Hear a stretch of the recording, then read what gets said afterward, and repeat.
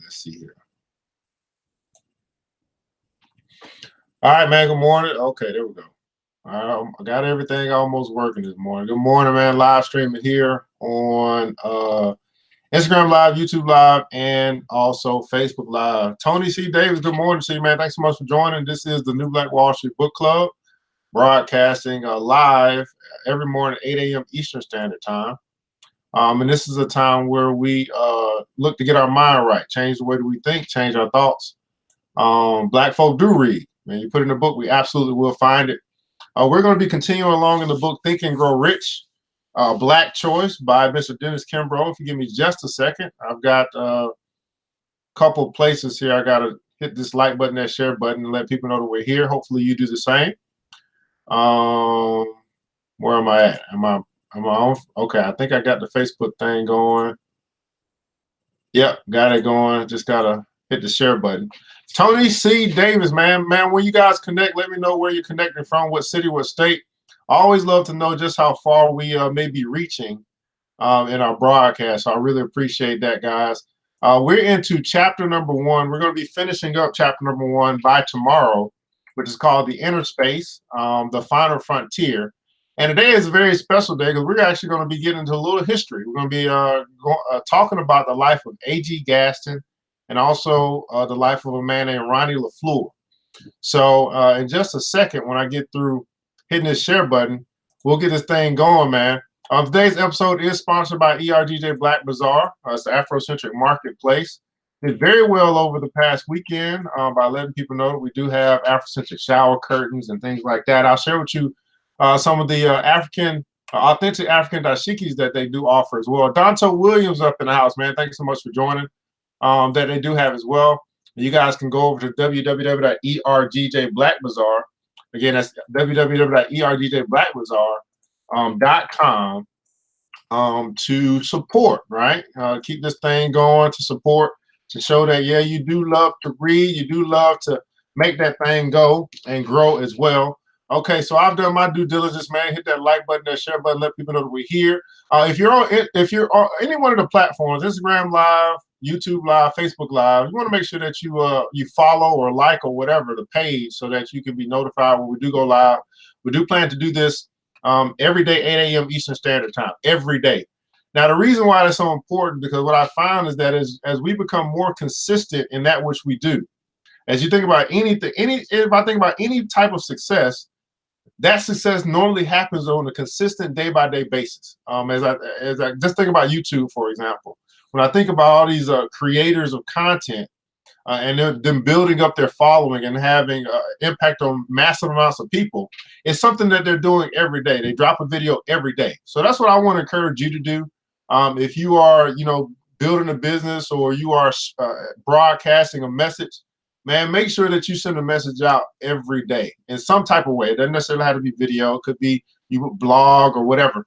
But what I found is that we must get serious about sharing our message with the world, being an evangelist or a prophet of whatever it is that God's placed inside of you, to let the whole world know, or as many people, give them the opportunity to hear your message, to find out about what it is that you offer or sell, or whatever the case may be. Don't be shy with sharing your gift to the world. All right? Make room for it.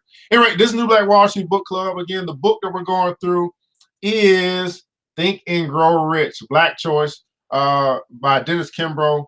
This is a book that's, I would say, is a mix between Think and Grow Rich, As a Man Thinketh, some writings by Earl Nightingale, and then some Black history. And so you'll find that out as we go through the day. And hopefully you like what we're doing here. One thing that we're going to add also is going to go in depth. So after we finish a chapter, I'm going to create a space where we can actually come for a meeting of minds. And we can learn how to actually apply this stuff into our life. It's one thing to read it. It's another thing to actually apply it. And so that's where the difference is. It's one thing to get the knowledge. It's another thing to actually learn how to apply that knowledge so that you get benefit out of it in your days. So I'm going to be creating that. And we'll be going through some different books. I already picked out the next book that we'll go through as well. But Think and Grow Rich, Black Choice. This is New Black Wall Street Book Club, where Black folk do read. You put it in the book, we absolutely will find it. You know what time it is, man. Mr. DJ, hit the music. New New Black Wall Street Book Club. Evan Jefferson, brother, much love. Educating, elevating, because in knowledge is the power and we'll never give it up. Literature's for the masses. Where to put your money down, now how to watch your assets. Yeah, uplifting others is a passion. My brother Evan, he will turn it into action. New Black Wall Street Book Club. You should come read with us. Yeah, we comprehend and discuss. If we all just come together, there's no limit for us. Here comes your host, New Black Wall Street. Evan, take it away. New Black Wall Street Book Club. All right, my beautiful people, man. Good morning to you again over Instagram Live, YouTube Live, Facebook Live. Thanks so much for joining. I do appreciate you attending this morning for New Black Wall Street Book Club. It really is a pleasure to be able to share this journey with you guys, and hopefully you get something out of it as well. You take your life to a whole new level. I am committed to personal development this year. I just believe that if you get your mind right, you'll get everything else right. You get your mind right, you get your money right. You get your mind right, you get your life right. You get your mind right, you'll find the success. You will find it, right? You'll find the success that you're looking for. But it all begins with the beginning, the start, the place, the inner space up here. And so I think we feed ourselves enough garbage, right? And garbage in, garbage out. Let's start to feed ourselves some quality stuff. And so if this 30 minutes or an hour of time is going to be that's great. Also, it's great to find other Black folk that like to read or that appreciate great literature. And that's really what I'm going to be aimed at doing. I'm continue to do this to find the people that are looking for me, find the people that are looking for me that appreciate great literature and are also going to make sure that they make this a staple in their life in order to pass it down to their children, right? We fought for the right to be able to read, and now that we have the opportunity to do it, we don't seem to do it as much as we probably should. So yes, Tony, New Black Wall Street Book Club. This is a book club where I try to focus on Black literature written by Black folk or about Black folk for the most part. But really, it's really just they the old saying, right? If you put it in a book, but black people never find it. Well, I want to crush that we actually do get into the good books. We do take the good literature. We do apply it to our life, and we do see success from it. So that's really the premise. New Black Wall Street Book Club. Of course, I'm the founder of New Black Wall Street as well. And so we're going to be focusing on personal development this year. And you'll have an opportunity to be able to join the book club also if you want to go past this phase of just getting to reading, but you want to actually get into depth, start having these discussions about how to apply it to your life. I'm going to create those, those thinking tanks, those think tanks, where we can actually learn to apply some of the stuff that we read as well. So anyway, let's get right into what we're going to be reading today. I don't want to take up too much of your time. Think and Grow Rich, a Black choice. Everybody put in the comments on choice, right? It's a choice, right? We have to choose this stuff, right? We have to choose to, because many of us choose not to. So it is a choice. And so it's a Black choice written by Mr. Dennis Kimbro, Napolean Hill. We're into chapter 1, Inner Space to Find a Frontier. And our next subsection is prosperity is your privilege. Prosperity is your privilege. Oh, fantastic. Thanks so much, man. So I appreciate that. Tony, going to tag author, publisher, that fantastic. Prosperity is your privilege. So prosperity is my privilege. Now, what is Mr. Kimbro talking about here? It says, perhaps one of the greatest shocks I've ever received was the discovery that man's natural desire for prosperity was viewed as abnormal. Throughout my travels, I witnessed thousands of Black Americans who secretly wondered whether poverty is a spiritual virtue or a common vice. I stood by and watched as they struggled with internal conflicts over wealth resulting from years of self-inflicted mental wounds. If you've held this idea in the past, now would be a good time to rid yourself of this deadly thinking. Let me announce to all, it is your right to be prosperous. It is your right to be prosperous. Prosperity is the result of correct thoughts and active way of thinking and living in accordance with spiritual principles. It borders on current hopes, faith, and desires. Prosperity is normal and is your natural heritage. Each of us is free to tap the infinite intelligence that makes prosperity possible. Rejoice in the idea of prosperity. Rejoice in the idea of prosperity. Now, I like what he says there, the idea of prosperity. And as you think about that word prosperity, what is your idea of prosperity? What is your idea of prosperity? Of course, when we come together, hopefully you got something to write down, or you can write in the subsection below or in the text below. And these are thoughts to think of. And so when we get into these think tanks, this is where we start going in and answering these things for ourselves and putting it out there into the world. Because I think all of us may have heard that word, but then as we hear that word, what's the ideas that pop up? The idea of prosperity. Now, I want you to understand that this idea is not just tangible things. Prosperity is not just what you have in the bank account. That's a part of it, but that's not all of it. But that's what many of us equate it to, is what we have in the bank account. And what I've learned is that relationship capital is far more valuable than just capital itself or monetary capital. Because if I have right relationships, I can always get the money. And let me say that again. If I have right relationships, I can always get the money. But just because I have money does not mean I can get the right relationships. Now, y'all know that to be true, right? You know, people who end up, you know, in the music industry or whatever, they get famous or whatever, they get money. People are becoming their friends because of the money, not because of who they are. But when you're broke or poor, or don't have that kind of money, you start to find people who genuinely like to be around you, want to be around you. So again, let me say that again. When I have the right relationships, I can always get the money. But just because I got the money does not mean I can get the right relationships. That's very profound for me, and not sure about you, but rejoice in the idea of prosperity. Now, poverty, on the other hand, is undesirable and unnecessary. Misery, debt, and lack are the direct result of poverty consciousness and a victim psychology that springs from thoughts of limitation and fear. It is a form of living hell caused by a man's blindness to the unlimited opportunities and abundance placed before him.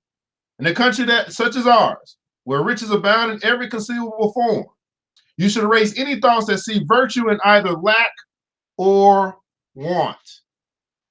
You want to erase any thoughts that see virtue in either lack or want. That's very interesting here, right? Because I think that even though this book was, what was this written? 1991, but Napoleon Hill wrote his back in 1904, something like that. 100 years later, although our community is waking up, we still seem to have victim psychology, and we still seem to have poverty consciousness, although we are beginning to wake up. You know, we start talking about our spending power. We don't talk about our investing power or our building power. We just spending and putting all our money out to other places. So erase any thoughts that see any virtue in lack or want. Now, this is interesting as well, because I don't know about you, but I grew up in religion, or in Christianity, or in religion, where it seems as though that's what's really taught. Like being poor is blessed, as if being rich isn't. I don't know about you, but that's the kind of message I remember getting inundated into my mind, getting me to believe that, versus, well, there were some rich folk in the Bible too who were just as blessed. Matter of fact, they had kings and queens and prophets and all that stuff, right? So to be poor does not mean that you're blessed, nor does being rich mean that you're not blessed. We got to make sure we understand that, right? So erase any thoughts that see virtue in either lack or want. Thinking his way to success is the next section. This is where we get into some of the stuff that I read. When I started reading, I said, oh man, this is a good book. So this is going to be the story of A.G. Gaston, which we'll go in and read about this. Thinking his way to success. You can think your way to success. When multimillionaire A.G. Gaston first decided to seek his fortune, he worked long and hard in Alabama steel mills, earning less than 30 cents an hour. Having devised a plan to increase his lot, Gaston and his father-in-law launched a string of funeral parlors, which later grew into Booker T. Washington Insurance Company. Now, notice he said this, they devised a plan to increase their lot. So that says to me that if you and I, we find ourselves not having the level of success that we would like to have, my first question would be, do you have a plan to increase your lot? Now, of course, lot means your lot in life. Whatever that is that you have or doing or have acquired up until this point, have you devised a plan in order to increase your lot? Now, without a plan, how can you make any progress? So the plan comes before the progress. Everybody putting that comment, so plan before progress. See, many of us were moving, but not making any progress. We're taking steps, but it seems like we're going in a circle because we don't have a plan of attack. We're just moving, circling the wheel. You know what it's called, a rat race, what they call it, right? But have you taken the time to plan your attack? Plan what you can do. See, all this morning before I got on this broadcast, I've been planning on expanding, adding some new products to the store, finding out ways and resource and products and things that people don't understand that you got to do when you get into business for yourself. You do a lot of midnight oil while everybody else sleep.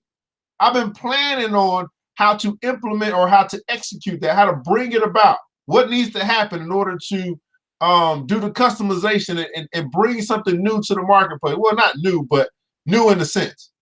Planning. They devised a plan to increase their lot.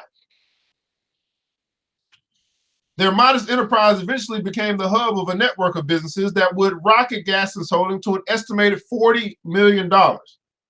His inspiring story and motivating philosophy are found in his autobiography, Green Power, The Success Ways of Arthur G. Gaston. Now, we're going to pick up, our next book is going to actually be Black Titan, which is the story of A.G. Gaston. We've already made that decision. It's going to be the next book once we finish this part of the book club, right? We need to know, we need to reflect on our history and how they overcame so that we can learn from that and overcome in our own lives, whatever way that may be.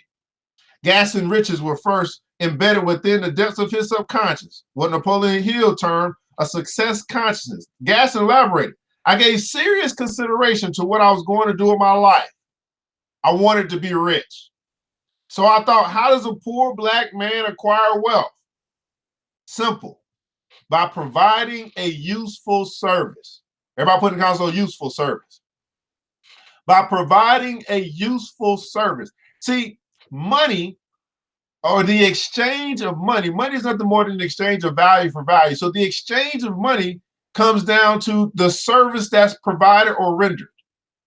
Too many of us are trying to find a way to get money without thinking about the service that we're going to provide.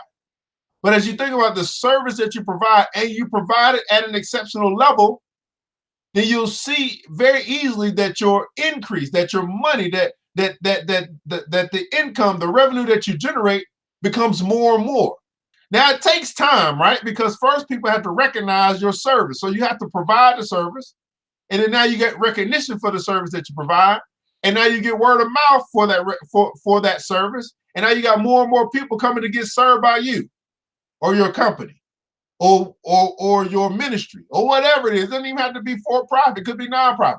But what service? That's the question you want to put down in your notes, right? And these are things that we'll discuss when we have our breakout sessions.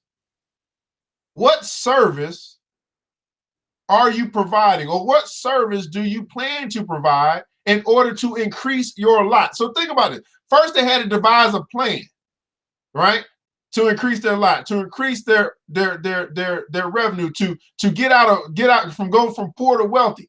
But then in the division of that plan, they had to determine what service they were going to provide to the marketplace. How about you? Have you really thought about, instead of just thinking about the money that you want to get, have you thought about how you plan to earn that money? Not make it, earn it by the service, the useful service that you provide. However, there was a time when Gaston had no service to provide and worked for less than $2 a day. His childhood was punctuated with poverty. His father died when he was young, and his mother worked as a domestic to support her son. Because of their limited means, Gaston lived with his grandmother, who kept him fed and clothed. But it was these event-filled days at his grandmother's home that gave Gaston his greatest satisfaction, as well as his first business opportunity. A swing on his grandmother's porch became a favorite pastime among the neighborhood's children. For a modest fee of pennies, pins, and candy, Gaston's playmates could ride to their heart's content. This was his first lesson in economics. After completing the 8th grade and serving a stint in the Army, Gaston settled in Westfield, a sleepy-eyed southern town where he worked for the county's principal employer, the Alabama Coal, Iron, and Steel Company. He remembers those long, hard days. It was backbreaking labor for poverty wages. There had to be a better way to earn a living. Nonetheless, he managed to live on a small portion of his earnings and save whatever he could. This is another key point. He managed to live on a small portion of his earnings and save what he could. Here's what he said. Frugality is one of the essentials of success. It is the unwritten law of wealth. Everybody put in the comments, so frugal. Now this is very interesting. This is a principle, a law of wealth. Yet in 2019, 18, 19, and 20, this current age, we seem to be hell-bent on credit. And being hell-bent on credit tends to make us spend more than we earn. Gaston, who was poor,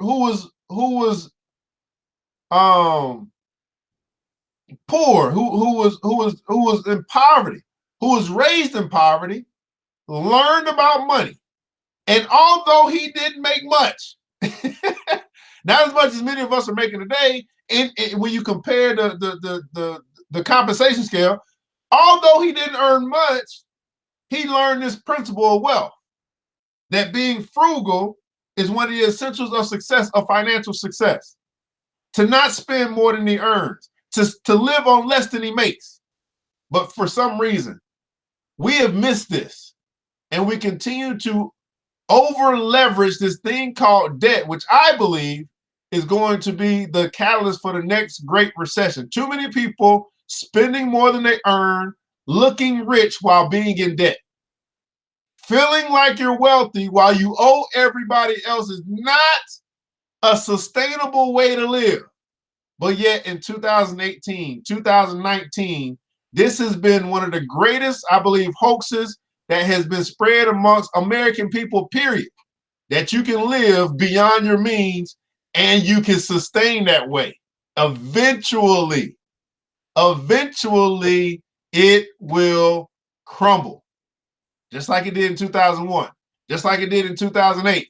It will crumble. When, my people? When we learn from history.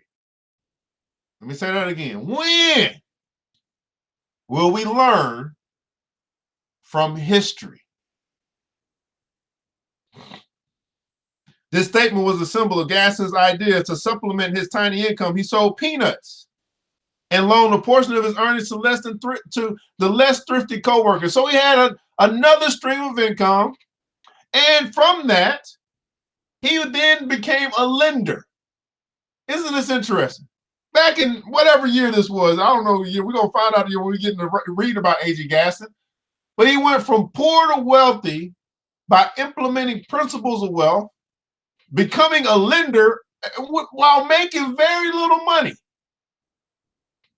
Eventually, the interest on these monies compounded and was used to start other businesses, motels, restaurants, nursing homes, and any enterprise that will render a service to a needy Black population. Again, rendering a service. Now, this is going to be the main topic of discussion when we get into our breakout sessions. Rendering a service.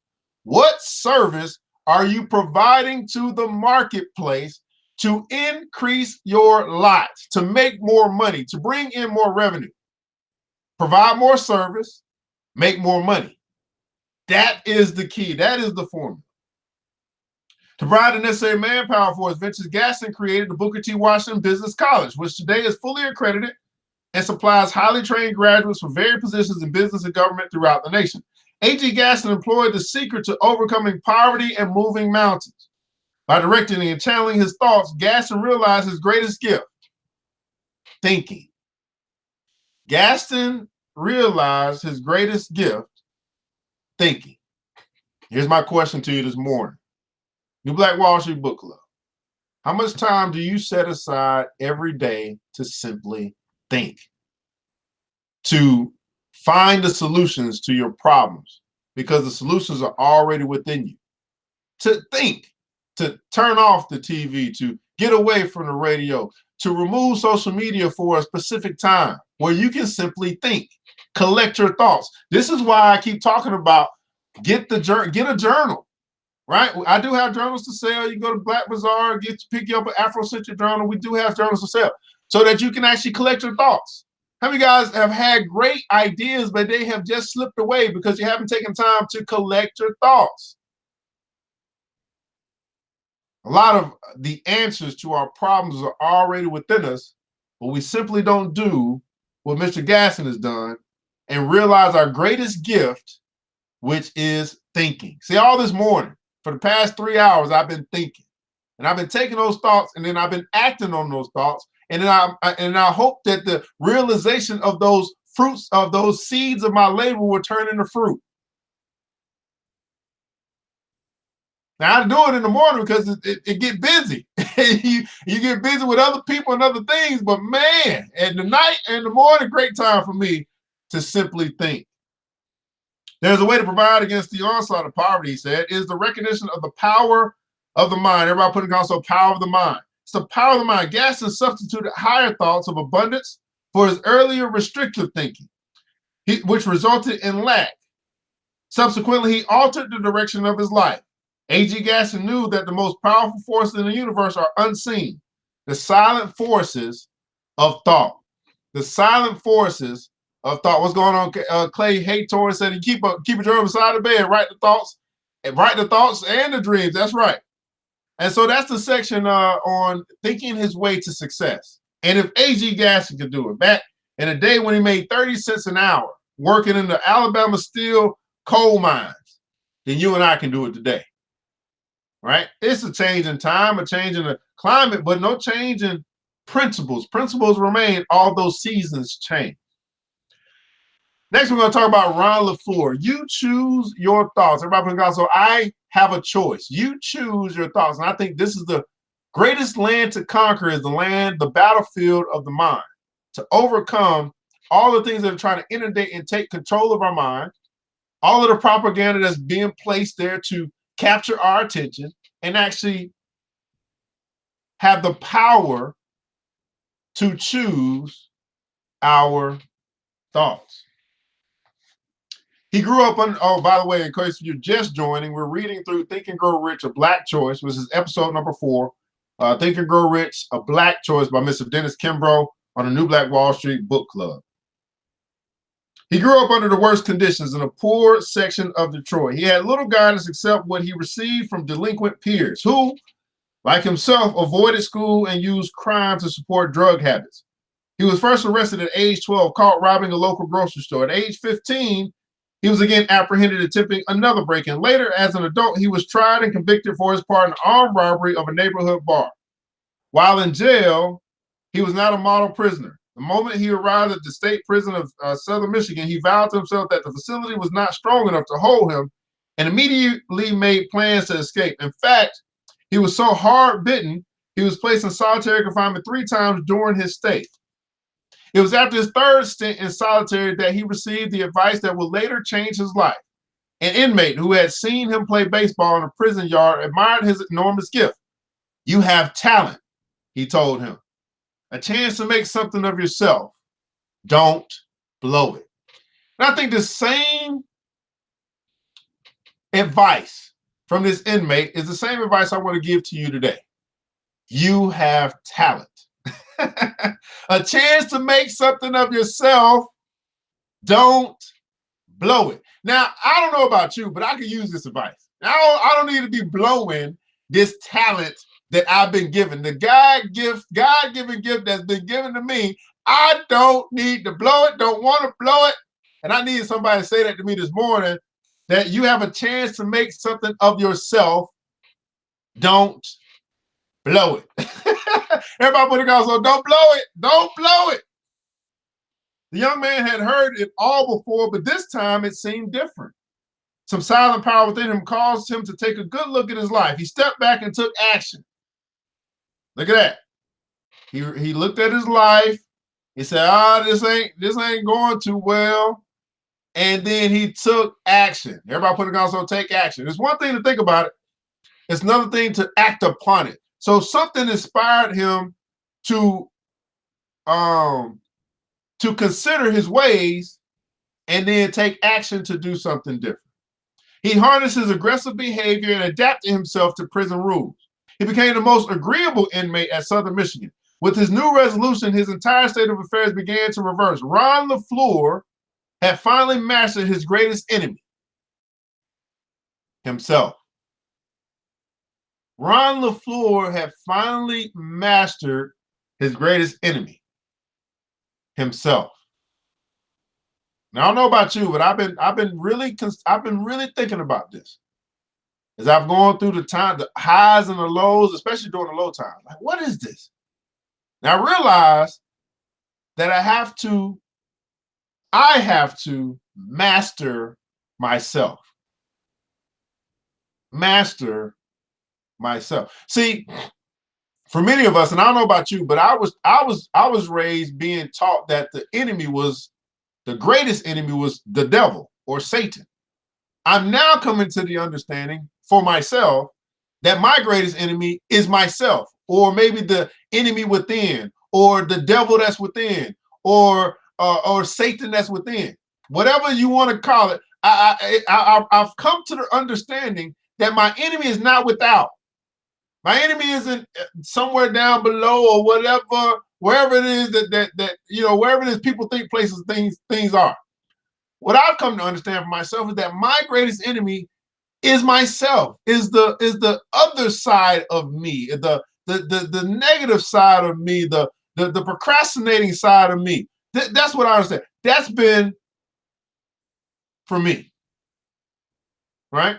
I don't know if you've come to that realization. I don't know if that's true for you, but that's what I've come to understand. What about you? Who or what or where is your greatest enemy? Though incarcerated, he knew he was not powerless and vowed to change his thoughts. The change that Ron Lefloure experienced came by reversing his attitude. He felt that his old self had died and a new man had moved in and taken charge. He began reading self-help and inspirational books like we're doing today. Right? He looked for ways to make his prison stay as productive as possible. And this right mental attitude, the right mental attitude spilled over to other areas of his life. Everybody putting down, so right mental attitude. Once he took control, or he overcame himself and he got his mind right, then it began to spill over to other areas of his life. After a goodwill tour of the prison and talent search, by then the Detroit manager Billy Martin, Lefloure was offered a tryout. Impressed with his skill and ability, Martin signed the speedy inmate to a contract.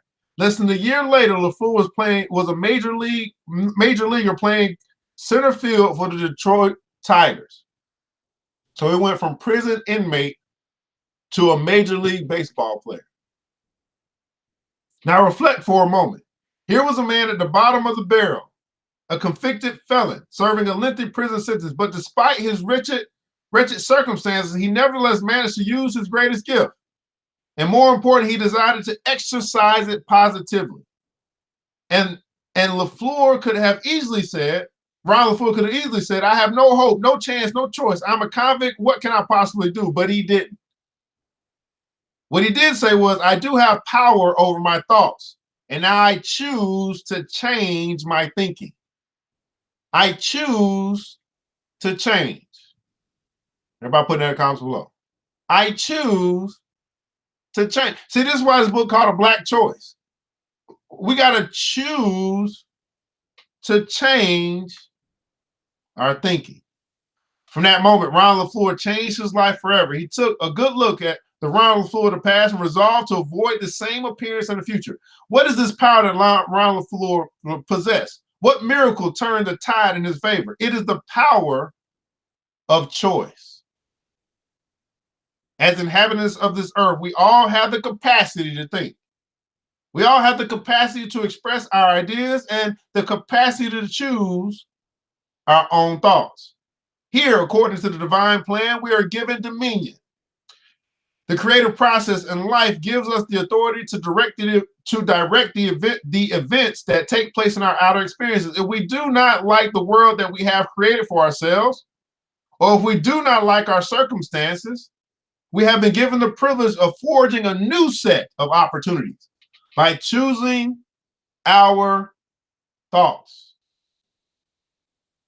The experiences of A.G. Gaston and Lefloure demonstrate that no one has to be a pawn of fate, to be tossed by the winds of chance. By taking responsibility for the quality of his thoughts, anyone can chart a course of planned achievement. By taking control of your thoughts, anyone can chart a course of, listen to that, planned achievement. Everybody put that in the comments below again. Planned achievement. Not just by happenstance. Not just getting lucky, but planning it. And I think this is one of the biggest things we don't do enough of. Right? Have you planned out? Think about it. Have you planned out 2019?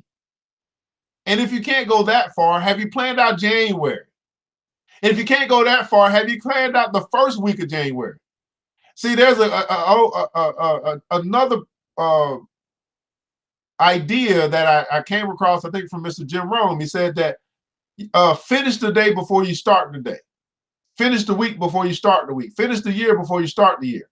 In other words, have it already planned out and done, and then you just go through the motions.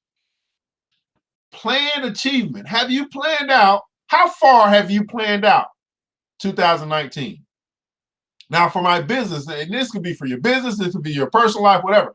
For my business, I'm up to about 3 months. I ain't got to a whole year yet. I ain't gonna lie. I'm like at 3 months. I'm at the quarter mark. Planning this thing out, planning the events that I'm going to attend, planning the marketing strategy for each month and all the holidays and things like that. Planned achievement. These stories prove once again that a man can change his world and alter his life by changing the quality of his thinking. They prove that by positively exercising the power of choice, men and women can lift themselves to significant accomplishments. There's no mystery about Gaston's and Lefloure's rise to good fortune. Their success was captured by applying many of the principles outlined in this book. Stop and think. You too have the right to use those same principles. Now, what are you going to do with your right? What are you going to do with your right? Plan. Oh, you're gonna? Yeah, the 48 laws of power. I've been trying to finish that plan until the end. 48 laws of power. Oh, absolutely. That's a principle in 48 laws of power. Got you. Thanks so much. What are you going to do with your right? You know, your right to be rich, or your prosperity is a privilege. Your opportunity for you to capture and change your thoughts. You can change your life. What are you going to do with your right? And so we're going to stop there, and then we'll finish up the last part of chapter number 1 tomorrow, right here on New Black Wall Street at 8 a.m. Eastern Standard Time. What did you get out of today? And share that in the comments below. We always like to make sure, as we said, we render useful service, that we provide value to those that have chosen to tune in with us today. And I know some people had to leave. I know we got mornings and stuff that we're just getting going. But I said I wanted to do this in the morning. I think it's a great way to start our day, to get our day started thinking right, so that we can have a day full of right ways. But what did you get out of today, man? Oh, not a problem at all, man. Thanks so much. What was your takeaway from today? Of course, you can pick up the rest of this. This is broadcast, so you can pick up where you left off or watch the rest of it later. We'll make sure we're bringing value here to our constituents, and then like and share as well, because we want to reach as many. I'm looking for people that are looking for me, right? I'm looking for people that are serious this year about personal development, serious about taking control of their life, serious about getting their mind right so they get every other area of their life right, and serious about doing it together. So this is a journey that I'm on, and I'm making a commitment to bring this to you guys every morning, and at 8 a.m. every morning. Just like everybody, just like all the other people do, they do it consistently, they do it every day. That is my commitment. I said, man, I got to do this thing every day. I got to bring value every day to my network. And so again, Think and Grow Rich, A Black Choice by Dennis Kimbro. sponsored this episode, sponsored by ERGJ Black Bazaar. And I will be opening up ways for you to join the book club for those that want to go deeper, those that want to connect with us on a more intimate level, that want to be a part of our mastermind and actually discuss these things and the application phase of what we have talked about today. Hopefully you got a little bit out of it today, but we'll go deeper when we meet. And so I'll be creating that space and then opening up pathways for you to join us, for those, again, that are serious about not just getting the knowledge, but serious about applying it so it becomes wisdom and you see the fruits of change in your life. Well, guys, ERGJ, man, certified financial educator, CEO of ERGJ Black Bazaar. Pick up your journal. We do have some dashikis as well. I didn't get a chance to show that to you, but you can check out the website, www.ergjblackbazaar.com, www.ergjblackbazaar.com. Mr. Mark Davis says, sometimes we never expect to achieve, so we don't plan giving ourselves an excuse when it doesn't work out. Oh, absolutely, brother. Man, New Black Wall Street Book Club. Change the way you think. You'll change your life forever. Black folk do read. You put in the book, we absolutely will find it. Hey, you know what time it is, Mr. DJ? Hit the music. New black. It's the New Black Wall Street Book Club with your host, Evan Jefferson. It's time for us to go. Yeah. Now, you ain't got to leave the computer, but we encourage you to get out there and learn and apply all the things you learn at the New Black Wall Street Book Club. Yeah. New Black Wall Street.